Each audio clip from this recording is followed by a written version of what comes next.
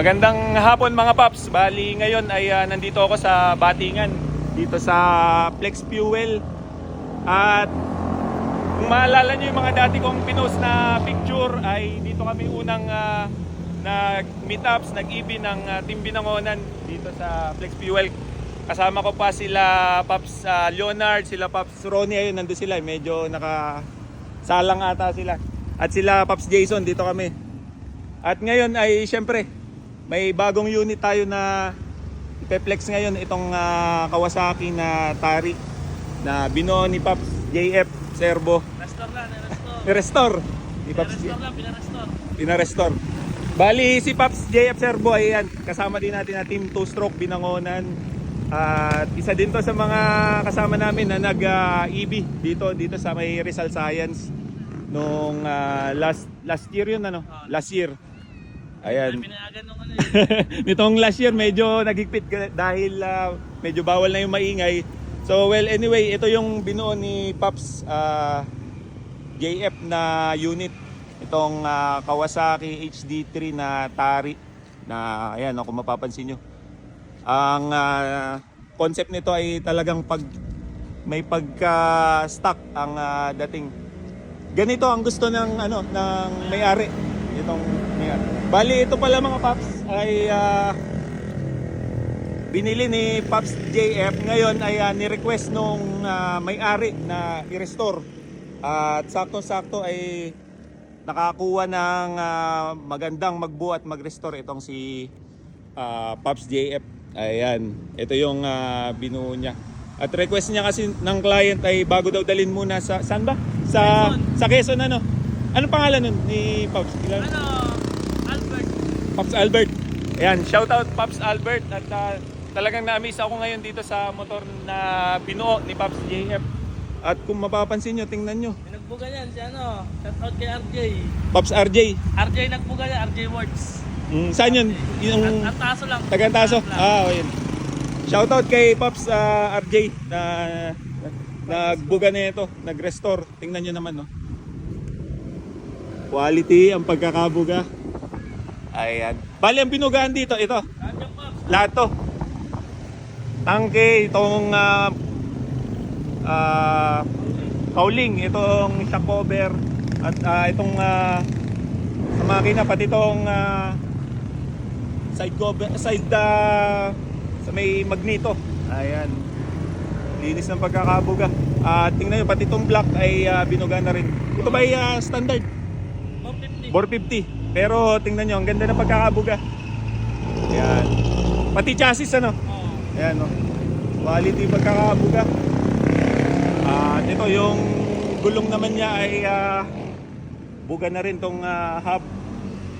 Saka ito ganito na rin to nung nakuha. Hindi, binili naman namin yan. Binili namin, taga-Pililya. Taga-Pililya. Kay Kay Aaron. Ayun, shout out kay Paps Aaron. Ito, ang kinis pa ng pagkakakuha dito sa yung shock. Ayan. Tapos dito naman sa gilid, ayan. Kinis pa ng pipe. Talagang ang pagkakabuo ni Paps Jeff dito ay restore. Restore talaga. Pagkakabuo ay talagang binalik sa pagka-original. Tingnan nyo naman, pinagana din lahat. Tutti pump, gana pa, Gana pa, tutti pump. Brake light, kumpleto. Ayan. Signal light, tail light, kumpleto na yan. Pati brake light, bagong-bago, naka-stainless na din. Yung tapalodo sa likod. At sa upuan naman ay tingnan nyo, bago na din. Ito mo, bago na rin kuha lang to, itong upuan. Bago yan, Paps. Ayan pati chain cover, ayan. Ang ganda ng pagkakabuo ng HD3 at yun na natutuwa talaga ako pagka nire-restore ang isang motor, lalong-lalo na itong mga gantong unit na HD3 ay lumalabas talaga yung pagka itsura nila ng kung ano yung unang lumabas. Ayan, yun nga lang pagka magre-restore ay medyo may kabigatan ng konti.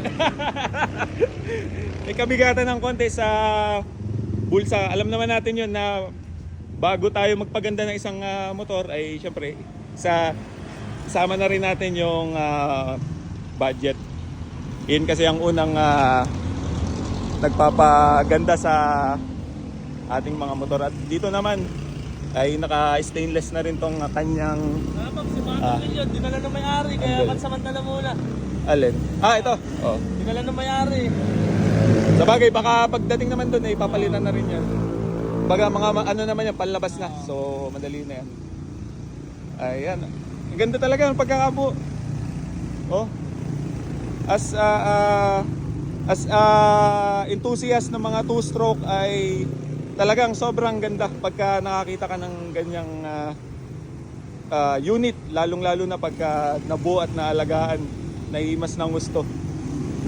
Kaya maraming salamat Pops JF sa pag-share dito sa napakaganda at napakakinis na pagkakabuo mo ng unit.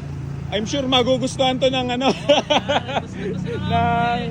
nakakuha si Pops RJ yung RJ yung May-ari. oo, yung may-ari. Albert. Albert pala, sorry, ayan. Kay Pops Albert. I'm sure magugustuhan niya to pagka dinala na to sa Quezon.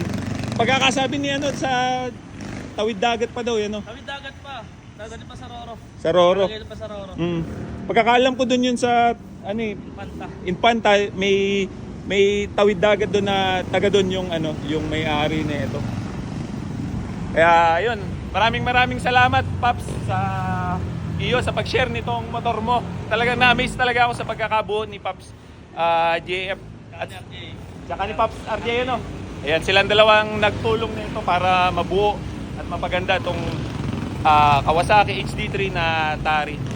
Kaya sa lahat ng mga sumusuporta sa two-stroke, maraming salamat po. Lalong-lalo na sa ating lahat, sa mga taga Rizal, Binangonan, at sa mga taga Infanta.